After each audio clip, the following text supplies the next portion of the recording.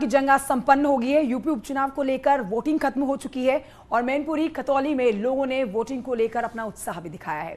रामपुर में वोटिंग कुछ कम नजर आई है। शाम के 6 बजे तक वोटिंग खत्म हो गई।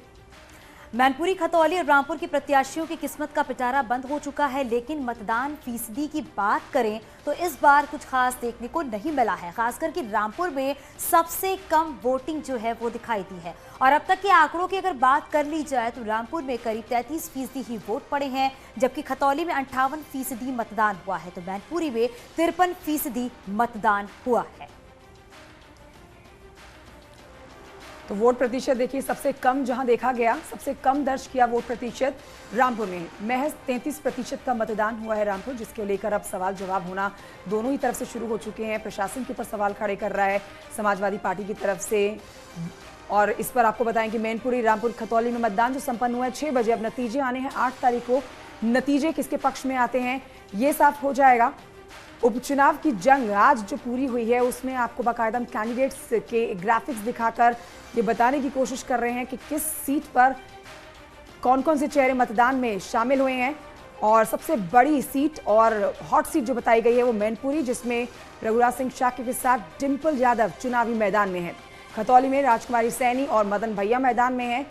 और वहीं आपको बताएं कि रामपुर में आकाश सक्सेना और आसिम राजा के बीच में आज का मतदान संपन्न हुआ है ठीक 6 बजे तक। तो आज का दिन इसलिए भी खास क्योंकि आज उपचुनाव के लिए मतदान तो हो चुके हैं और अब इंतजार 8 दिसंबर के किया जा रहा है कि 8 दिसंबर को जब नतीजे आएंगे तो क्या कुछ होगा।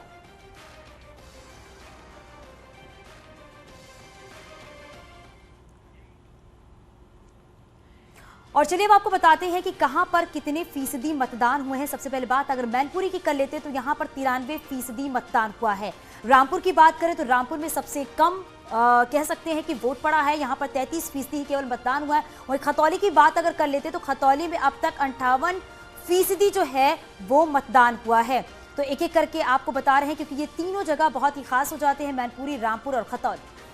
ग्राफिक्स के जरिए आपको दिखाने की कोशिश कर रहे हैं। देखिए कि आज बहुत महत्वपूर्ण दिन रहा उत्तर प्रदेश में। आज का दिन मतदान का दिन उत्सव की तरह मनाया गया। लोगों में काफी उत्साह देखा गया। आज हमारे जगह जगह पर संवाददाता पहुंचे, रिपोर्टर्स पहुंचे, लोगों से बातचीत करते हुए नजर आए। लेकिन बड़ा सवाल सिर्फ रामपुर को लेकर उठा है कि 33%